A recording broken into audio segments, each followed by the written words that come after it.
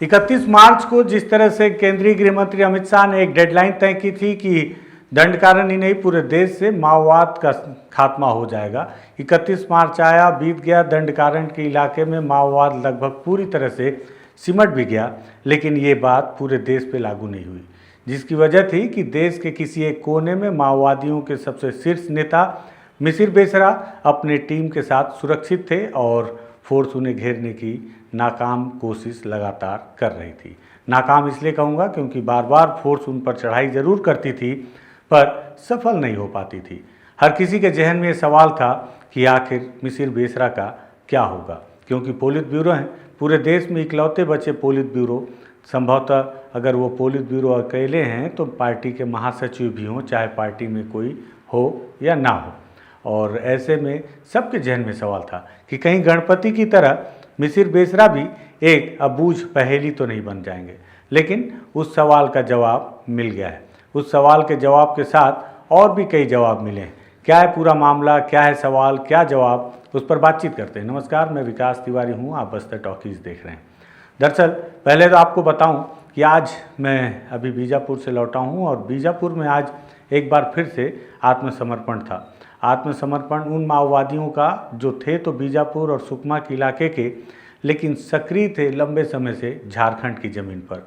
झारखंड की ज़मीन पर मिसिर बेसरा की टीम के साथ शिरकत करते थे और अलग अलग जगह पर घटनाओं को अंजाम देना या अपने टीम को आगे बढ़ाने और विस्तृत करने की कोशिश करते थे। इस दौरान लगभग 2022 से, आज जब मैं चेक कर रहा था तो मैंने देखा 2022 से झारखंड के एक स्पोक पर्सन, माओवादियों के स्पोक पर्सन अशोक से मेरी बातचीत होती थी और वो बातचीत में दूसरी तरफ से सवाल जवाब करने वाला जो माओवादियों का प्रवक्ता अशोक था, वो दरअसल कोई और नहीं, बीजापुर के सावनार गांव का लच्छू था। बीजापुर के सावनार गांव का एक लड़का लच्छू कैसे झारखंड पहुंच गया, कैसे वहां माओवादियों की पार्टी का स्पोक पर्सन बन गया, ये कई सवाल थे। और इन्हीं सब सवाल का जवाब लेने तो मैं बीजापुर पहुंचा था, लेकिन अफसोस उसके जवाब अब नहीं मिल पाए हैं, जिसके लिए कुछ समय मिला है। लेकिन आज बीजापुर में उन 8 माओवादियों ने आत्मसमर्पण किया है, जिसे पुलिस ने पत्रकारों के समक्ष प्रस्तुत किया।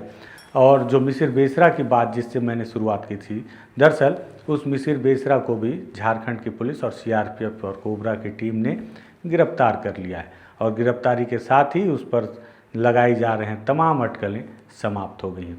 दरअसल ये कहानी एक दिन की नहीं है, इसके पीछे कई दिनों से झारखंड की पुलिस, CRPF और कोबरा के द्वारा की गई कड़ी मेहनत का ये नतीजा है और जिसके फलस्वरूप मिसिर बेसरा, जिसे अवैध किला मानने लगा था हर वो अमला जो माओवादियों को जानता था या माओवादियों की जानकारी जुटाता था, उन्हें लगता था कि हो ना हो मिसिर बेसरा ही देश में दोबारा अगर कभी हथियारबंद आंदोलन शुरू होगा तो उसकी भूमिका तय करेगा। लेकिन मिसिर बेसरा भी अब गिरफ्तार हो चुका है और सारी अटकलों पर अब फुल स्टॉप या पूर्ण विराम लग चुका है। दरअसल इसको लेकर झारखंड ने एक प्रेस नोट जारी किया है, झारखंड की पुलिस ने। उस प्रेस नोट में क्या लिखा है वो आप देखिए और वो भी सुनिए, और उस प्रेस नोट के जरिए आप समझिए कि किस तरह से ये सारी चीज़ें हुई, किस तरह से उतने बड़े माओवादी की गिरफ्तारी हुई जिसके लगातार अटकलें लगाई जा रही थी। दरअसल ये प्रेस विज्ञप्ति 28 तारीख को झारखंड पुलिस ने जारी की है, जिसमें उन्होंने लिखा है कि ऑपरेशन नवजीवन कोल्हान एवं सारंडा क्षेत्र में सक्रिय भाकपा माओ के शीर्ष कमांडरों सदस्यों एवं लातेहार जिला में सक्रिय भाकपा माओवादी के कमांडर सदस्य का झारखंड पुलिस के समक्ष आत्मसमर्पण। महानिदेशक एवं पुलिस महानिरीक्षक झारखंड रांची के निर्देशन में झारखंड पुलिस, केंद्रीय रिजर्व पुलिस बल, कोबरा एवं झारखंड जगुआर के द्वारा नक्सली संगठन के खिलाफ चौतरफा प्रभावी कार्रवाई की जा रही है। झारखंड में भटके हुए माओवादियों को पुनः मुख्य धारा में वापस लाने के लिए झारखंड सरकार की आत्मसमर्पण एवं पुनर्वास नीति के तहत झारखंड पुलिस के द्वारा लगातार कार्य किया जा रहा है, जिसका परिणाम काफ़ी सकारात्मक रहा है। इसके साथ ही इस प्रेस नोट में आगे लिखा है कि कई माओवादी मुख्य धारा में शामिल हो चुके हैं और उल्लेखनीय है कि दिनांक के साथ सारी जानकारियां दी हैं झारखंड सरकार ने। 21/5/2026 को झारखंड सरकार के आत्मसमर्पण और पुनर्वास की नीति से प्रभावित होकर कुल 27 नक्सल कमांडर एवं दस्ता सदस्य, जिसमें 7 SZCM, 7 ACM और 13 दस्ता सदस्य थे, उन्होंने पुलिस महानिदेशक झारखंड के समक्ष आत्मसमर्पण किए। वहीं दिनांक 13/7/2026 को भारतीय कम्युनिस्ट पार्टी माओवादी के शीर्ष कमांडर रविंद्र गंझू, जो कि आरसीएम के पद पर थे, जिन पर 20 लाख का इनाम था, और 17/7/2026 को शीर्ष कमांडर अजय महतो उर्फ टाइगर, जो कि सैक के सदस्य थे, जिन पर 25 लाख रुपए की इनाम घोषित किया गया था, उनकी गिरफ्तारी, और माओवादी पार्टी की बबीता उर्फ अनीता किस्कू, जो कि एसीएम के पद पर थी, उनके आत्मसमर्पण से माओवादियों के खात्मे की दिशा में एक प्रभावी कार्रवाई हुई, ऐसा झारखंड सरकार का मानना है। उन्होंने आगे लिखा है कि झारखंड राज्य में वर्ष 2026 से 26 में लगातार संचालित अभियान के फलस्वरूप कुल 93 नक्सलियों को गिरफ्तार किया गया। कुल 45 नक्सलियों द्वारा पुलिस के समक्ष आत्मसमर्पण किया गया। पुलिस मुठभेड़ में कुल 22 नक्सली मारे भी गए। और इसी कड़ी में माओवादी संगठन के विरुद्ध संयुक्त बलों के द्वारा लगातार संचालित नक्सल विरोधी अभियान संगठन के आंतरिक शोषण से क्षुब्ध होकर और झारखंड सरकार के आत्मसमर्पण नीति से प्रभावित होकर ऑपरेशन नवजीवन 2 के तहत माओवादी पार्टी के पोलित ब्यूरो सदस्य मिसिर बेसरा उप सागर जी एवं केंद्रीय कमेटी सदस्य असीम मंडल की टीम के शीर्ष कमांडर एवं मारक दस्ता के सदस्यों ने, जिसमें कोल्हान तथा सारंडा के सुदूर जंगल पहाड़ी क्षेत्र के चप्पे चप्पे की जानकारी रखने वाले 14 एवं लातेहार जिला में सक्रिय 2 कुल 16 माओवादी, जिसमें 11 पुरुष और 5 महिलाएं, इन नक्सल कमांडर और दस्ता, जिसमें आरसीएम 1, जेडसीएम 3, एसजेडसीएम 3, एसीएम 6 और दस्ता सदस्य 3, कुल 11 हथियार और 1562 गोलियों के साथ 28 जुलाई 2026 को आत्मसमर्पण किए। झारखंड पुलिस के द्वारा संचालित अभियानों के फलस्वरूप इसी दस्ते के 8 कमांडर और दस्ता सदस्य, जिसमें 3 पुरुष और 5 महिलाएं हैं, वो छत्तीसगढ़ में आत्मसमर्पण कर रहे हैं, छत्तीसगढ़ के बीजापुर में। तो ये प्रेस नोट झारखंड की पुलिस ने जारी किया है, जिसमें उन्होंने बताया है कि 16 माओवादियों ने झारखंड में समर्पण किया और 8 माओवादी जो हैं वो छत्तीसगढ़ में करेंगे। और छत्तीसगढ़ के बीजापुर में भी आज वही समर्पण हुआ है। तस्वीरों में आप उन माओवादियों को देख रहे हैं और साथ ही साथ वहाँ जो बीजापुर के एसपी हैं उमेश गुप्ता जी, उनके नेतृत्व में सीआरपीएफ के डीआईजी भी थे इस वक्त, और उन्होंने बताया कि ये सारे नक्सली जो हैं वो झारखंड में थे और बीजापुर और सुकमा के अलग अलग इलाके में रहने वाले थे। इन सभी माओवादियों पर 49 लाख रुपए का इनाम था और ये सब अलग, इसमें 5 डिवीसीएम 3 एसीएम जो माओवादी हैं इनका पद था, जिन पर 8-8 लाख रुपए का इनाम और कुछ पर 5 लाख का इनाम था, जिस वजह से इन पर कुल मिलाकर 49 लाख रुपए का इनाम घोषित किया गया था। इस दौरान बीजापुर के एसपी और सीआरपीएफ के डीआईजी ने क्या कहा, साथ ही साथ जो अशोक उर्फ अश्विनी उर्फ लच्छू, जो कि माओवादी संगठन में झारखंड में प्रवक्ता रहे, उन्होंने क्या कहा ये कितना टाइम से आप सक्रिय रहे हैं संगठन में? सर मेरा लगभग 16 साल है।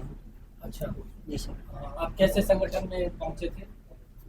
सर मूल रूप से मेरा यही बीजापुर जिला है, यहीं के रहने वाला हूँ। हाँ।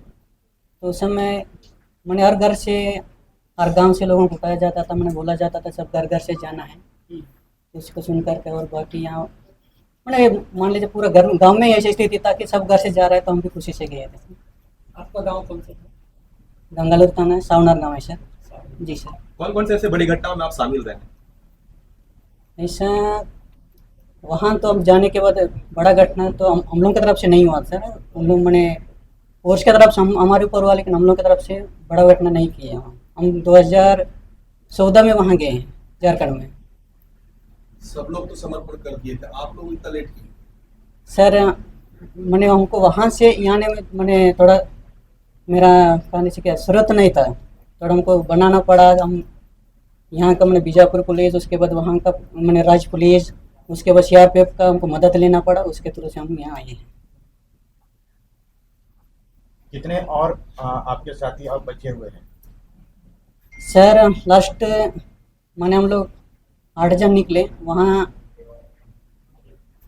होगा झारखंड में अभी भी 20-15 जन ऐसा होंगे, उससे ज़्यादा नहीं है झारखंड में।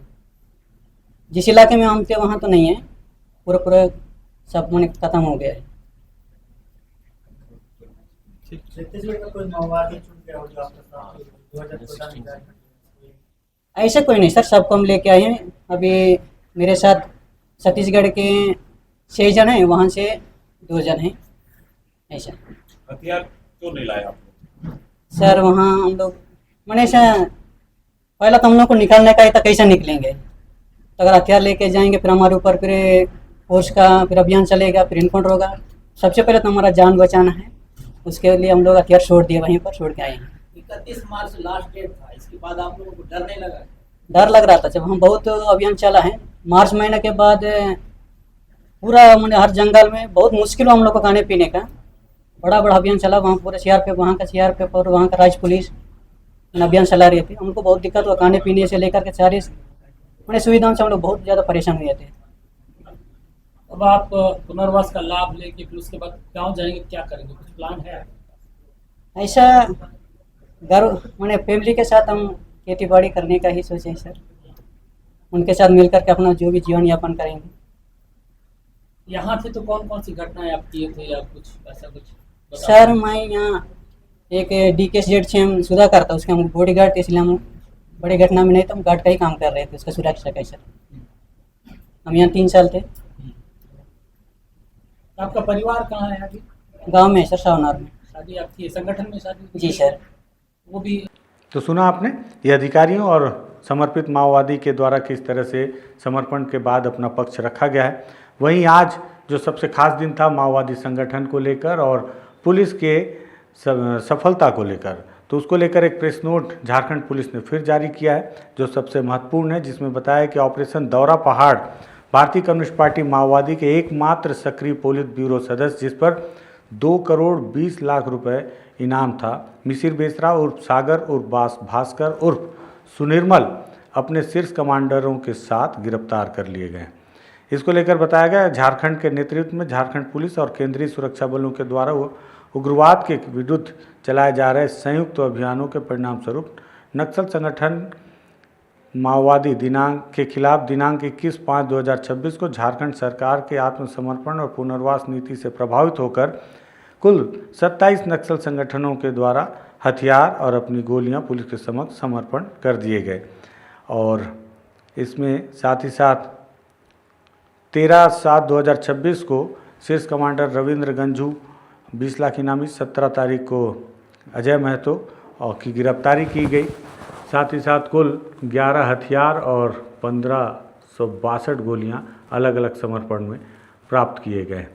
इसी उग्रवाद के विरुद्ध चलाए गए संयुक्त अभियानों के फलस्वरूप झारखंड पुलिस को निर्णायक सफलता मिली, जिसका नाम रखा गया ऑपरेशन दौरा पहाड़।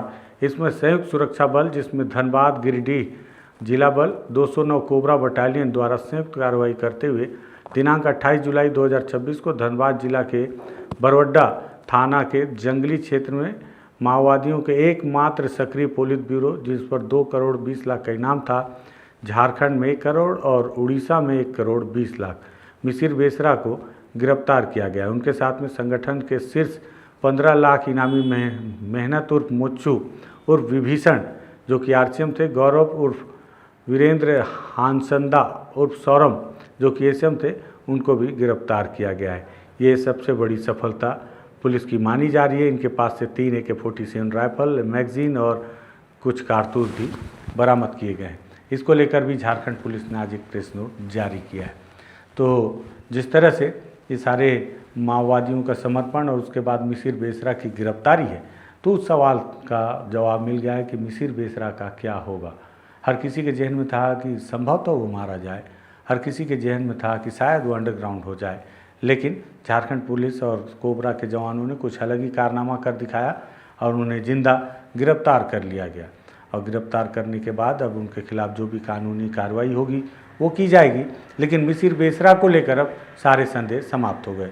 जो लोग झारखंड की ओर अपना माओवाद पर इंटरेस्ट रखते हो तो जानते ही होंगे, लेकिन बस्तर के बहुत सारे लोग शायद मिसिर बेसरा को नहीं जानते होंगे। तो बताऊं कि मिसिर बेसरा उन चुनिंदा पोलित ब्यूरो में से एक हैं जो आखिरी समय में खुद को बचा कर रखे थे, और वो आखिरी माओवादी बड़े नेता हैं जो संगठन में जीवित बचे रह गए, क्योंकि बाकी के जो पोलित ब्यूरो हैं, चाहे वो देवजी हों, वेणुगोपाल हों, इन सभी ने सरकार के समक्ष अपने हथियार रख दिए और पुनर्वास में वापस आने का फैसला किया। इसके साथ ही साथ कई सेंट्रल कमेटी के सदस्य भी लौट कर आए, जिसमें रामधेर हों या फिर सतीश हों, जो कि रुपेश के नाम से प्रेस नोट जारी करते थे।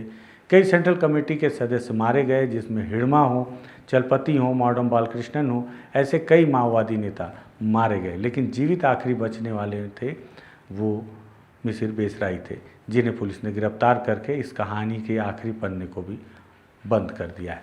अब देखना होगा कि बचे खुचे क्या कुछ और माओवादी हैं जिनके कैडर लिस्ट में नाम बहुत छोटे स्तर पर है, लेकिन वो अब तक क्यों नहीं लौट कर आए? क्या उनकी गिरफ्तारी होती है या वो मुख्य धारा में लौट कर आते हैं? ये आने वाला वक्त बताएगा।